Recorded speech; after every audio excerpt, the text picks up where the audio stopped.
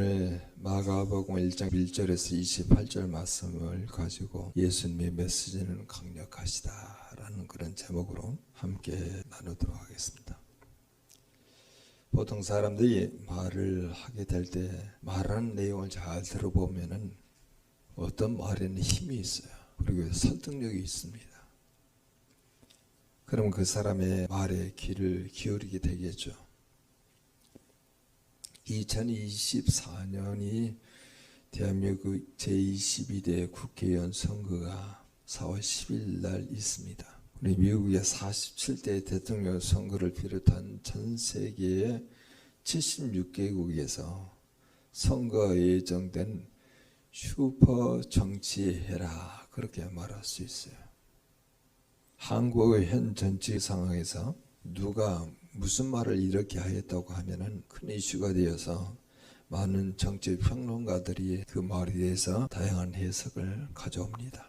어느 누가 자신의 머리와 마음에 있는 것을 어떤 단어와 표현으로 잘 조리 있게 말하느냐에 따라서 말의 힘을 느낄 수가 있어요.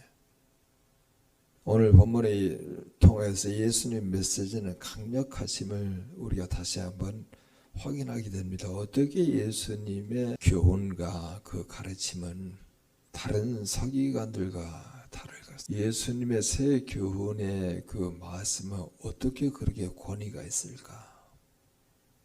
우리도 예수 그리스도를 믿는 자이고 그리스도를 믿음으로 고백하는 자이라 하면은 우리도 동일하게 그런 말과 삶의 권위와 권세가 있음을 우리가 인식하고, 앞으로 우리가 말을 하더라도 또 삶을 살더라도 그런 권위와 권세 있는 그런 삶을 살아가야 하지 않을까. 오늘 본문은 우리에게 그렇게 말씀하고 있습니다. 우리는 하나님의 은혜와 사랑으로 세상의 죄악과 그리고 어둠과 사망의 권세 속에서 나오게 되었죠. 그래서 이제 하나님께 나가서 하나님께 속한 자로 지금 살아가는 교회 공동체로 매일매일을 살아가요. 교회의 머리는 그리스도이십니다. 예수님을 인격적으로 믿는 우리 모두에게 예수님 메시지는 강력하심이 어떤 내용으로 증거되는지를 한번 확인하고, 그 강력한 메시지를 통해서 어떤 결과가 나오는지를 함께 확인함으로 우리에게도 그런 강력한 메시지를 선포할 수 있는 기회를 만들어서 우리의 삶과 우리 이웃의 삶 속에서 그렇게 강력한 메시지가 적용되도록 그렇게 해야 되지 않겠나. 오늘 본문을 통해서 그렇게 하나님께서 말씀하기를 원하십니다. 오늘 본문에 예수 그리스도의 귀신을 쫓는 사건이 기록되어 있습니다. 오늘 요한복음에는 이 가나안 혼인잔치의 첫 번째 이적이지만은 마가복음에는 이 귀신을 쫓는 사건이 첫 번째 이적으로 기록이 되어 있습니다. AD 28년에 어느 안식일이었죠.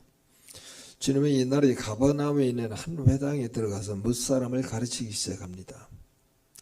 예수님의 가르침, 그 교훈은 유대 종교 지도자들의 교훈과는 너무나 확연히 달랐습니다. 그 당시 유대 지도자들의 교훈은 자신들의 교훈에 권위를 부여하기 위해서 저명한 랍비들의 말을 인용하기에 바빴습니다. 그때 유명한 랍비는 가말리엘, 그 가말리엘 외에는 힐레, 또 샴마이, 이런 랍비들이 많이 있어서 오늘 본문에 나와 있는 내용으로는 서기관들이에요. 서기관들이 자기의 말의 권위를 더 갖기 위해서 유명한 저명한 랍비들의 말을 많이 인용하기에 바빴습니다. 예수님 메시지는 굉장히 강력합니다. 모든 사람들이 예수님의 메시지에 압도당하는 거예요. 여러분 22절 한번 같이 한번 읽어보도록 하죠. 못 사람이 그의 교훈에 놀라니 이는 그가 가르치는 것이 권위 있는 자와 같고 서기관들과 같지 아니함일러라. 사람들이 주님의 메시지에 놀란 것은 그들이 지금까지 들었던 것과는 전혀 다른 권위 있는 교훈이기 때문에 그렇습니다. 권위가 있다는 거예요. 위험이 있다는 거예요. 말 한마디 한마디가 너무 딱 부러지게 우리 현실에 너무 맞는 말이고 그 현실에 맞는 말을 그저 예수님께서 생각나는 대로 말한 게 아니고 예수님은 그냥 말하지 않아요. 아버지께서 나에게 들려주신 대로 내가 말하노라. 아버지께서 내가 보여준 대로 내가 행하노라. 예수님의 말과 행위는요 그냥 자의적으로 나온 게 아니에요. 스스로 나온 게 아니에요. 하나님께서 나에게 들려주시는 대로 말씀을 선포하는 거예요. 그래서 하나님의 말씀을 들으려고 새벽 미명에 한적한 곳에 가서 하나님께 기도하는 겁니다. 예수는 말씀이잖아요. 말씀 자체이시잖아요. 말씀이신 그분이 그 말씀을 삶으로 살아내고 또 삶으로 살아낸 그 내용 하나님께서 살도록 보여주셨고 하나님께서 말씀하신 내용을 듣고 그대로 행하는 그 삶의 내용들이 자기 안에 농축이 돼 가지고 이제 회당에 가서 말씀을 전가하고 교훈하게 될 때 메시지를 선포하게 될 때 그 메시지는 서기관들의 메시지와는 다른 엄청난 보이지 않은 권위가 있었고 위험이 있었다는 말이에요.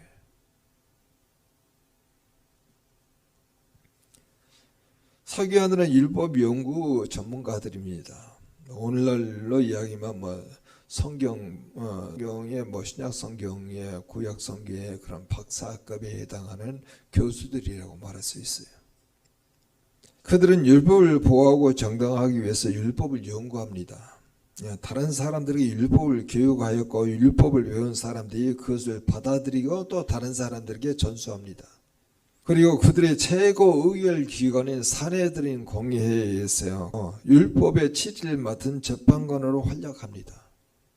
그러니까 율법을 많이 연구하고 또 율법이 보존되기 위해서 율법을 많이 공부하고 그 율법으로 많은 사람을 가르치고 그 받은 사람이 또 다른 사람에게 전수하도록 그리고 산헤드린 공의회에서 치리하는 그 재판을 율법에 근거해서 감당하는 사람들이 서기관들이에요. 근데 서기관들이 회당에서 가르치는 내용과 예수 그리스도가 가르치는 내용의 권위가 너무 차이가 나는 거예요. 예수님은 자신에 대해서 이렇게 말씀하십니다. 누가복음 24장 44절에 이렇게 말씀하시죠. 또 이르시되 내가 너희와 함께 있을 때 너희에게 말한 바 곧 모세 율법과 선지자의 글과 시편이 나를 가리켜 기록된 모든 것이 이루어져야 하리라 한 말이 이것이니라. 모세의 율법, 모세 오경 아닙니까? 선지자의 글은 대선지서, 소선지서 엄청난 그 분량의 그런 모든 글 아닙니까? 시편, 잠언, 아가서 다 여기 성경 구약 성경에 있는 그런 모든 것이 예수 자신을 가리켜 말한 것을 이루려 하심이니라. 성경을 보게 될 때 우리가 묵상하게 될 때 계속 도덕적으로 윤리적으로 살라고 하는 그런 말씀 묵상이 아니에요. 그 성경을 성령의 감동으로 기록된 것이죠. 그리고 여호와 입이 명령한 것이잖아요. 그리고 여호와의 영이 모은 거잖아요. 그래서 성경 안에 예수를 가리켜 말씀하시는 그 모든 것을 이루게 하기 위해서 예수님께서 이 땅 가운데 오셔서 그걸 말씀을 선포하는 거예요. 말씀 자체이십니다. 그리고 성령이기도 해요. 그리고 말씀을 듣고 말씀을 전달하고 하나님을 보고 하나님이 보이신 대로 행하시는 분이세요. 그러니까 하나님과 예수 그리스도 사이에는 일치에 조금도 틈이 벌어지지 않은 그런 관계예요. 세상에 끼어들 틈이 없어요. 세상으로 오는 근심, 걱정, 염려, 먹고 사는 그런 문제가 끼어들 틈이 없어요. 예수는 주님으로 말미암아 하나님으로 말미암아 살아가는 그런 존재로 말씀이 육신이 되어 우리 가운데 거하시잖아요. 말씀으로 세상을 만드시고 말씀으로 만물을 붙드시고 말씀에 근거하여 기도하시고 말씀에 근거하여 선포하시고 이게 조금도 말씀과 자기의 삶을요 조금도 떨어지지 않고 그걸 같이 행하신 분이 예수님이세요. 그래서 그가 회당에 들어가서 가버나움 회당에 가서 말씀을 선포할 때 가르침을 주거나 이같이 복음을 선포하는 그 과정 가운데 듣는 사람들이 너무 그 권위와 위험에 압도당하여서 어떻게 이렇게 말을 전할 수가 있을까? 다 놀랐다고 이야기하고 있잖아요. 예수는 또 자기 자신에 대해서 또 이렇게 말합니다. 내가 성경에 영생이 온 줄 생각하고 성경을 연구하거니와 이 성경이 곧 내에 대해서 증언하는 것이라 이렇게 말하잖아요. 그러니까 성경을 여러분들이 어느 성경을 지금 이제 시편을 보더라도 빌립보서를 보더라도 전혀 상관하지 않고 어떤 성경 본문을 갖다 줘도 여러분 예수님에 대해서 기록되어 있다고 그렇게 말씀하고 있는 것처럼 그 안에서 예수님, 하나님, 성령님을 발견해서 그 하나님, 성령, 예수님이 나에게 오늘 뭐라 메시지를 전달하고 있는지를 여러분 찾으셔야 발견하셔야 해요. 예수는 그렇게 사셨어요. 특별히 가버나움 회당을 위해서 준비한 그런 내용이 아니고 예수님은 그런 하나님이 주신 메시지를 아침에 발견해가지고 그 살아가는 그런 과정 가운데 하나님께서 오늘 이런 말씀을 주셨나 구약의 모세 오경에서 그리고 선지자의 글에서 시편에서 이렇게 말씀을 주셨습니다.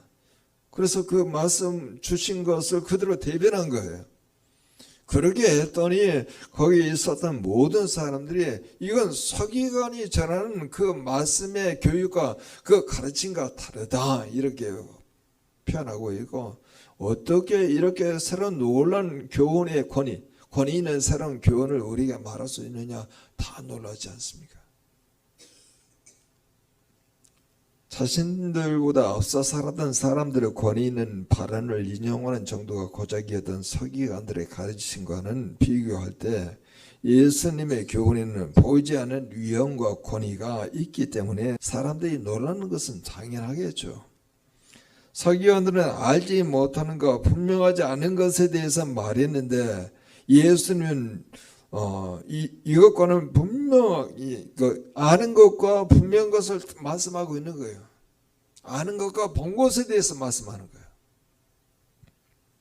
그래서 요한복음 3장 11절에 주님께서 이렇게 말합니다. 진실로 내게 이르노니 우리는 아는 것을 말하고 본 것을 증언한다. 그러나 너희가 우리의 증언을 받지 아니하였도다. 서기관들도 이같이 말씀을 연구는 하지만 이 말씀을 연구하고 난 다음에 하나님께서 오늘 우리에게 주시는 말씀이구나 대한 확신이 없어요. 그러니까 여러 번은 할 수는 있겠지만 이같이 위험이 없다는 거예요. 오늘 나에게 주시는 말씀입니다. 이렇게 서기관들이 당당히 말할 수 있어야 하는데 서기관들은 말씀을 연구하고 있지만 그 말씀을 주시는 그 하나님을 신뢰하지 못하고 말씀으로 오신 예수 그리스도를 믿지 않고 성령을 받지 않은 상태에서는 하나님이 주신 그 메시지를 들을 수가 없는 거예요. 이 말도 이 말 같고 저 말도 저 말 같은 그런 상태에서 말씀을 교육하고 가르치기 때문에 예수님은 지금 우리에게 말씀하고 있는 것처럼 내가 아는 것을 말하고 본 것을 말한다 이렇게 말하잖아요. 그러니까 알고 본 것을 몸으로 익혀서 이것이 이 삶과 말씀이 분리되지 않은 상태에서 선포하고 있으니까 너무나 확실하게 말씀하고 있는 거예요. 마찬가지로 우리 성도인 우리도 가르치는 것이 권위가 있고 힘이 있게 하려면은 먼저 하나님의 뜻을 알아야 합니다. 아는 것을 말하고 본 것을 말한다. 아는 거 뭘 알아야? 하나님의 뜻을 아는 거예요. 하나님의 뜻을 알아야 이 세상에 대해서 힘있게 선포할 수 있게 됩니다. 그리고 그릇 행하는 자들에게 하나님의 뜻을 알아서 권면할 수가 있어요. 하나님의 뜻을 이해하지 못하면 서기관들이 했던 것 같이 권위 있는 어떤 사람들의 교훈을 인용하기에 급급하기 마련입니다. 하나님은 성경에서 우리에게 말하죠. 하나님이 선하시고 기뻐하시고 온전한 뜻이 무엇인지 아는 사람이 사람들을 가르쳐서 그들이 그 메시지에 압도당할 수 있게 한다는 거예요.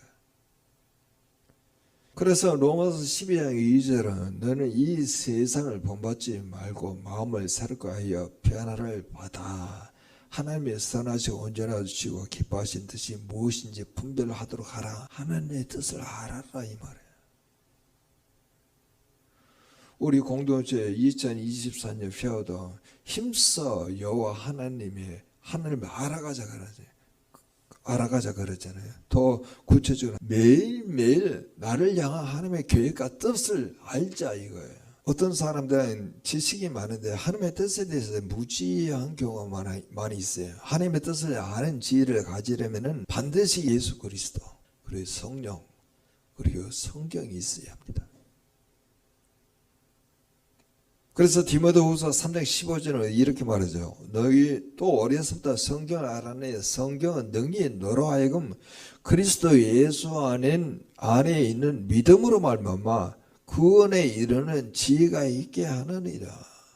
예수 그리스도를 믿음으로 말미암아 구원에 이르는 지혜가 있게 하는 것이 바로 성경이란 거예요. 성경은 계속 우리가 하나님의 뜻을 알게 되어서 그 메시지를 살게 하잖아요. 우리 육체가 연약하잖아요. 그런데 우리 육체를 촛을 복종해서 정말 하나님의 말씀을 살아내는 그 믿음의 근력을 자꾸 키워내게 되면은 우리가 나이가 들게 되면은 뇌 세포가 죽어가잖아요. 기억력이 하나씩 없잖아요. 그런데 여러분 그 기억력을 가장 많이 가질 수 있는 또 다른 장소가 있는데 그게 허벅지예요. 허벅지를 제2의 뇌라고 이야기합니다. 그러면 허벅지가 그 제2의 뇌가 되려고 그러면 허벅지에 근력을 키워야 해요. 자꾸. 근데 어르신 애들이 나중에 살이 쭉 빠지면 허벅지에 살 다 빠지잖아요. 그래서 기억력이 감퇴되고 나중에 치매까지 오는 거예요. 그래서 우리에게는 이와 같이 믿음으로 믿음에 이르는 그런 믿음의 근력을 자꾸 기억하려고 하면 매일매일 우리가 묵상을 하여서 하나님의 말씀을 우리의 몸이 기억할 정도로 막 몸으로 살아가는 거예요. 그런 믿음의 근력이 내 안에 있기 때문에 내가 주님과 함께 살아가는 삶, 주님과 동행하는 삶, 또 하나님의 속한 자로서 매일매일 살아가는데 전혀 불편함이 없어요. 우리가 신명기에서 말하고 있는 것처럼 사람의 떡으로만 살 것이 아니요 하나님의 입으로 나오는 모든 말씀으로 말미암아 사느니라. 그런 형태의 어떤 삶의 구조가 내가 생기잖아요. 요한복음 12장 49절에도 이렇게 말합니다. 내가 예수님 내 좌우로 말하는 것이 아니요 나를 보내신 아버지께서 내가 말할 것과 이룰 것을 친히 명령하여 주셨으니 라고 말해요. 입을 열어가지고 자기 말을 하지 않아요. 그런데 예수님이 스스로 말하기를 나를 보내신 아버지께서 내게 말하는 것과 이룰 것을 친히 명령하여 주셨다. 말과 말할 것과 이룰 것을 다 명령하여 주셨다는 거예요. 그러니까 예수님이 이 땅 가운데 육의 모습으로 오셨지만 이 하나님과의 친밀한 관계를 일상의 삶 가운데 그대로 드러냈구나. 그걸 명령한 대로 다 말하고 이룬다는 거예요. 그래서 에베소 5장 17절에 이렇게 말합니다. 그러므로 어리석은 자가 되지 말고 오직 주의 뜻이 무엇인가 이해하라. 주의 뜻을 이해해서 살아가는 것이 지혜로운 자라. 예수님이 회당에서 못 사람들을 가르치고 계신데 마침 그 회당에 더러운 귀신 들린 사람이 있어서 소리 지르면서 이렇게 말합니다. 24절 여러분 같이 한번 읽어보죠. 같이 읽겠습니다. 나사렛 예수여 우리가 당신과 무슨 상관이 있나이까? 우리를 멸하러 왔나이까? 나는 당신 누구인지를 아노니 하나님의 거룩한 자니이다. 여러분 예수님 메시지는 또 우리가 전하는 그런 메시지는 하나님의 뜻을 아는 것을 말하는 거예요. 하나님의 뜻을 아는 것을 말하는 거예요. 하나님의 뜻을 본 것을 말하는 거예요. 그래야 강력하고 그래야 권위가 있다는 거예요. 예수님이 회당에서 가르친 그 메시지는 강력한 이유는 바로 뭐냐? 하나님의 뜻을 아는 것을 말함으로 강력해진 거예요. 그래서 그게 권위가 있다는 거예요. 또 그렇게 사셨잖아요. 말한 대로 사셨잖아요. 그래서 권위가 생긴 거예요. 서기관들은 그게 하나님께서 자기에게 주시는 메시지로 확실히 못 받는 거예요. 이게 이 말 같기도 하고 저 말 같기도 하고 다양한 해석을 내놓을 수는 있겠지만 살아계신 그 하나님께서 나에게 하시는 이 메시지가 이것이니 내가 이걸 선포하고 이대로 살겠습니다. 이런 가르침을 줘야 하는데 서기관들은 알지 못하고 보지 못한 것을 말하려고 그러니까 확신이 안 서잖아요. 그래서 권위가 없는 거예요. 그래서 우리는 우리의 삶의 메시지나 우리의 말의 메시지 또 예수의 메시지는 권위가 있으려고 하면 하나님의 뜻을 아는 것을 말하고 하나님의 뜻을 살아내므로 권위가 생기는 거예요. 그런데 오늘 회당에서 무사람들에게 예수님은 자기가 아는 것을 말하게 되므로 권위가 있게 될 때 그 권위와 권세에 이겨낼 수 없는 귀신 들린 사람이 갑자기 붉어져서 소리 지르면서 그렇게 말한 거예요. 당신이 우리가 무슨 상관이 있습니까? 우리를 멸하러 왔습니까? 나는 당신이 누구인지를 아나니 하나님의 거룩한 자입니다 라고 이야기해요. 회당에 모인 대부분의 사람들, 심지어 주님의 제자로 부르시는 사람들조차까지도 바로 인식하지 못하는 예수의 실체를 귀신 들린 자의 속에 있는 귀신이 예수를 알아보는 거예요. 귀신 들린 사람은 주님께서 가르치시려 소리질러 주님을 증거합니다. 그렇다면 귀신이 예수님이 회당에서 가르치실 때 주님을 증거한 이유가 뭘까요? 그는 하나님의 거룩한 자입니다. 이렇게 증거했어요. 귀신 들린 자의 사람이 그 안에 있는 귀신이 그 예수님을 증거하잖아요. 다른 성경 본문에서 하나님의 살아계신 아들이십니다 라고 이야기해요. 또 그렇게 증거하기도 해요. 너무 정확하게 증거하잖아요. 베드로가 고백했던 주님 그리스도의 살아계신 하나님의 아들이십니다. 이건 마태복음 16장에 나오는데 지금 이 초기 단계에서 귀신이 하나님의 거룩한 자입니다. 또 하나님의 아들입니다. 이렇게 증거하는 거예요.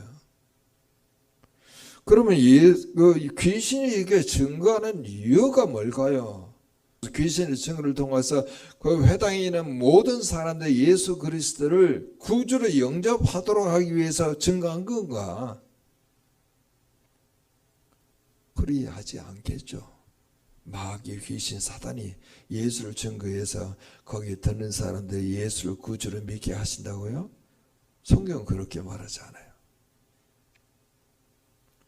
귀신은 오히려 사람들이 예수님의 말씀을 듣고 변화될 것을 염려해서 방해 공작을 펴는 겁니다. 사단은 언제나 사람들이 복음을 듣지 못하도록 방해하고 또 설사 듣게 되더라도 믿지 못하도록 다양한 방법으로 지금 역사하고 있는 거예요.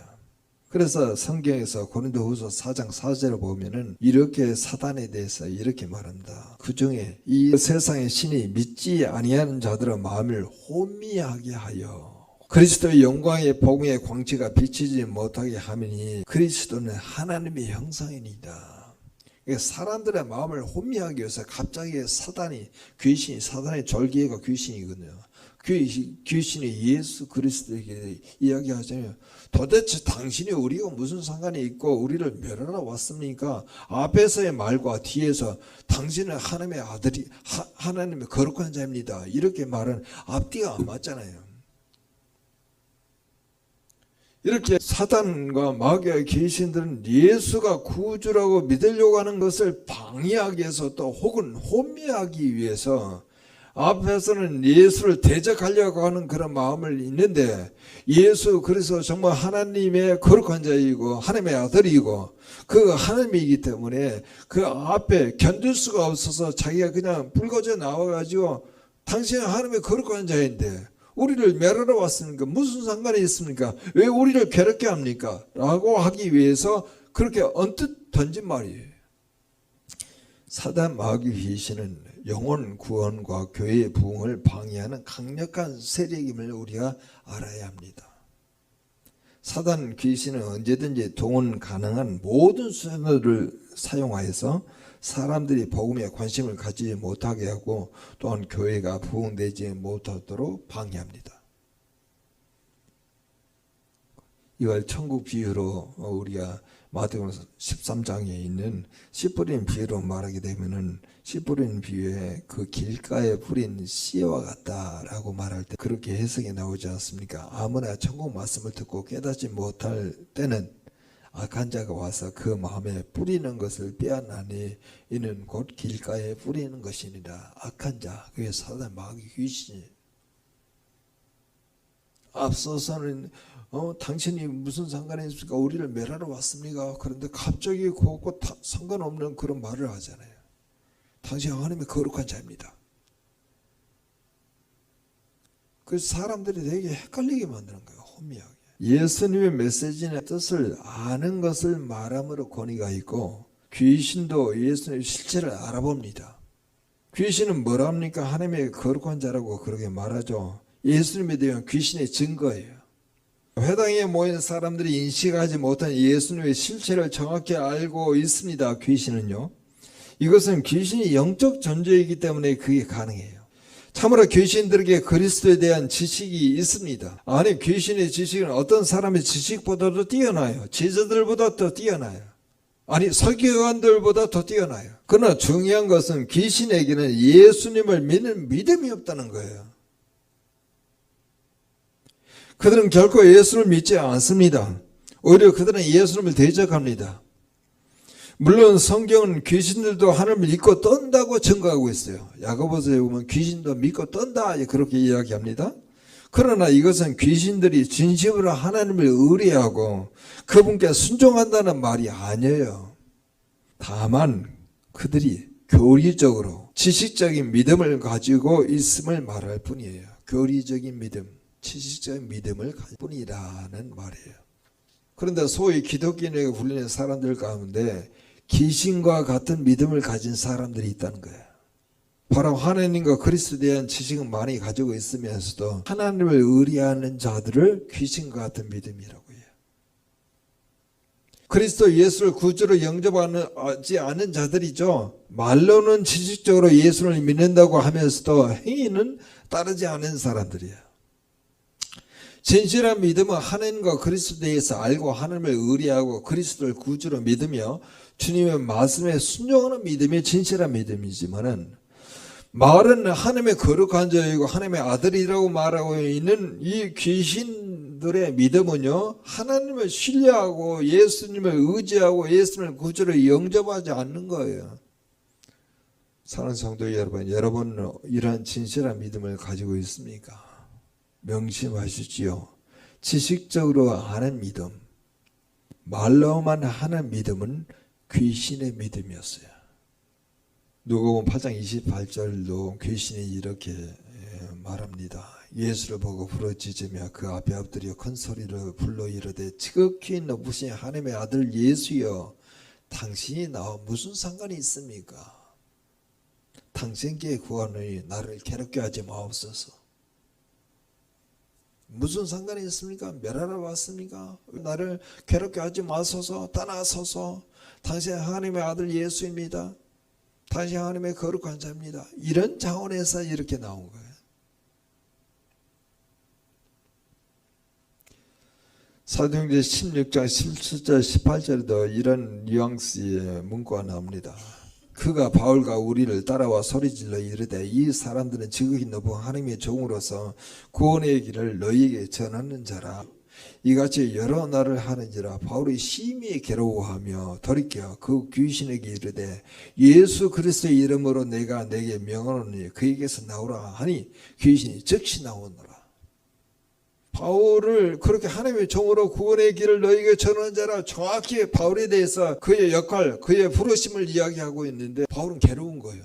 성령님이 그 자리에 들어가서 나에 대해서 증거했다고 그러면 내가 너무나 인정하고 칭찬할 수 있는데, 귀신의 힘을 빌어가지고 나를 인정하고 칭찬하는 것은 나를 너무나 괴롭게 하는 것이기 때문에 귀신아 나와라.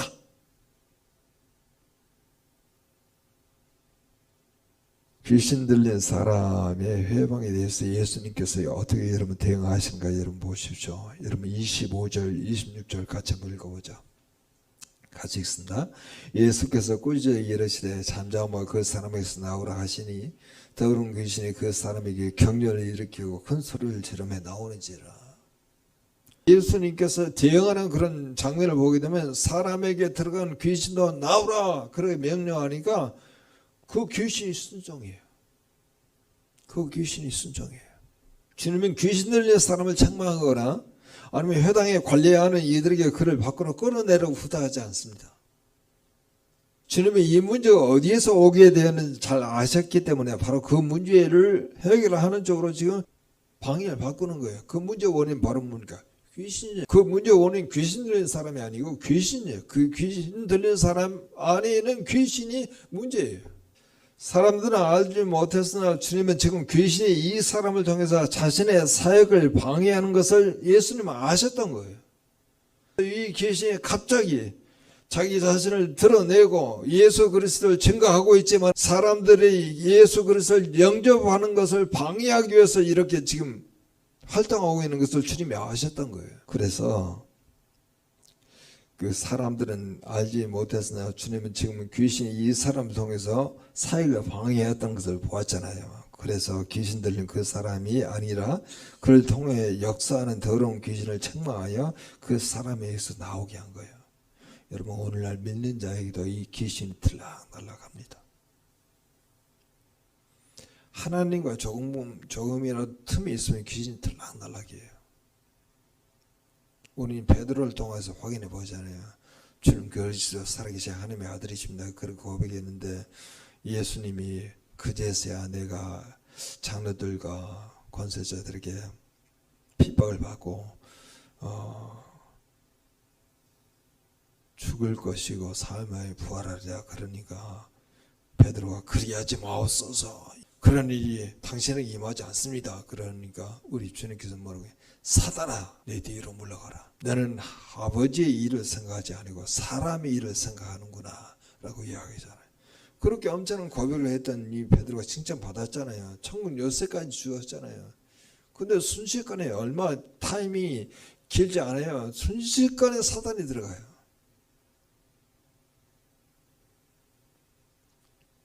유대인들의 상당수가 이 병자의 증세가 귀신의 역사라는 것을 다 알고 있습니다. 그렇지만은 그 귀신의 배후나 그 활동하는 목적이나 그리스도의 관계에 대해서는 무지했다는 것이 분명해요.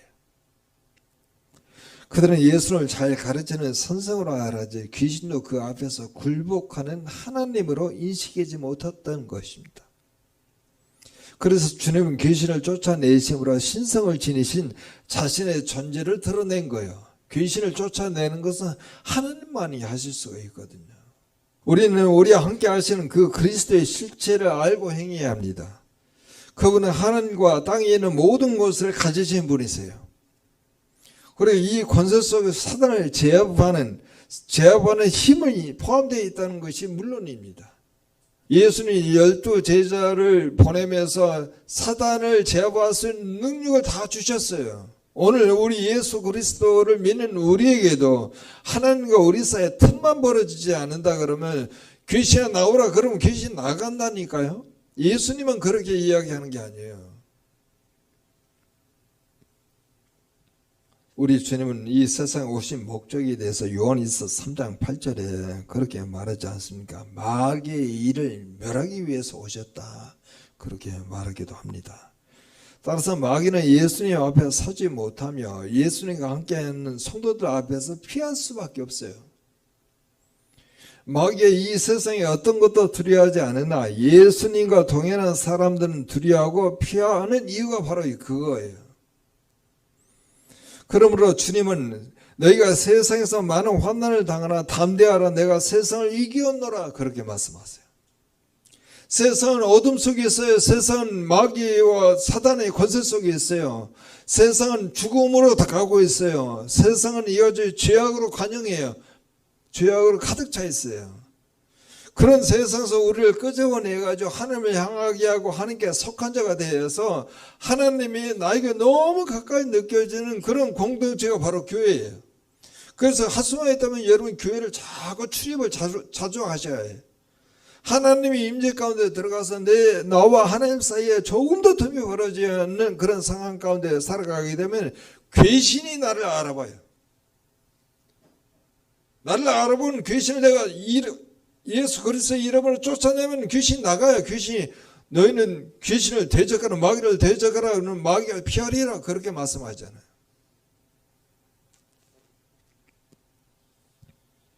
오늘날 보면은 기독교인 가운데 상당수가 귀신을 무서워하는 경우가 많이 있습니다. 우리 한국의 배경 때문에 그렇죠. 조상 숭배 그리고 귀신 숭배를 했던 배경 때문에 귀신을 무서워합니다. 마귀와 귀신은 그리스도 안에 거하는 자를 이기지 못해요. 자, 27절을 같이 한번 읽어보죠. 같이 읽겠습니다. 다 놀라 서로 물어 이르되 이는 어찌미냐 권위 있는 새 교훈이로다. 더러운 귀신들에게 명하여 순종하는도다 하더라. 정확히 회당에 모인 사람의 수가 얼마였는지 우리 알 수는 없습니다. 그러나 한 사람도 빠짐없이 놀라움을 표시한 것이 분명합니다. 그들은 귀신까지도 굴복시키는 주님의 권능 앞에서 놀라지 않을 수가 없죠. 하지만 우리가 알아야 할 것은요, 이런 무리들의 반응이 그들이 믿음을 가진다는 것을 의미하는 게 아니에요. 놀랐다 정도만 끝난 거지. 그들이 예수 그리스도 귀신을 쫓아내는 것을 보고 예수를 구주로 영접했다, 믿었다, 이 말이 아니라는 거예요. 기적과 표적을 많이 일으키게 되면 내가 믿겠습니다, 이것도요 거짓말일 수가 있어요. 그것 때문에 사람들이 믿는 거 아니에요. 하나님께서 우리에게 그 은혜로 그리스도의 믿음을 주셔야 그게 믿어지는 거지. 표적 이적 때문에 내가 그리스도 믿겠다, 이 말은요 안 맞아요. 지금 여기에 있는 사람들이 그리스도를 영접했다는 소리가 없어요. 그들은 예수님이 보통 사람과 다르다는 사실을 인정했을지는 모르지만 그분을 자신들의 구주로 영접하지는 않았습니다. 하나님의 자녀가 되는 권세는 기적을 본 사람들에게 주어지지 않고 그리스도를 영접하는 이들에게만 주어져요. 신명기에 성민, 하나님의 성민, 하나님의 거룩한 백성, 하나님께서 은혜로 또 하나님께서 사랑으로 우리를 택해 주셨기 때문에 하나님의 성민인 거죠. 하나님의 거룩한 백성인 거죠. 그래서 하나님의 성민과 거룩한 백성은요 부정한 것을 먹으면 안 돼요. 정결하고 깨끗한 걸 먹어야 해요. 오늘 주님께서 우리에게 이렇게 말씀하신다. 예수님의 메시지 혹은 우리의 삶의 메시지는 하나님의 뜻을 아는 것을 말함으로 권위 있고 하나님의 뜻을 사는 것으로 권위가 있고 귀신도 그걸 알아요. 또 사람에게 들어간 귀신도 나오라 명령하면 순종함으로, 그러면 그 다음에 어떤 현상이 일어나겠어요? 귀신 들린 자는 치유함이 일어나고 그리고 평강이 임하고 자유함이 임하잖아요. 자유함. 우리는 예수 그리스도의 이같이 몸소 보여주셨어요. 이 메시지, 메신저하고 메시지는 같아져야 합니다. 예수 그리스도 우리의 메신저가 돼가지고 메시지를 선포하게 될 때 이런 방식으로 하나님의 교훈과 하나님의 뜻을 선포했기 때문에 이게 서기관들의 그런 권위와는 비교할 정도가 아니고 너무나 확연하게 권위가 있고 위험이 있는 이유는 이같이 하나님의 뜻을 알고 하나님의 뜻을 살기 때문에, 복음을 살고 복음 믿고 살았기 때문에 권위와 권세가 있었다는 거예요. 그리고 그걸 귀신이 알아봐요. 그래서 들어갔던 귀신을 쫓아내니까 귀신도 순복하는 거죠. 그런 영적인 메커니즘이 우리 가운데 있다는 거예요. 그걸 이제 우리 일상의 삶 가운데 계속 발현하고 시도해보라는 거예요.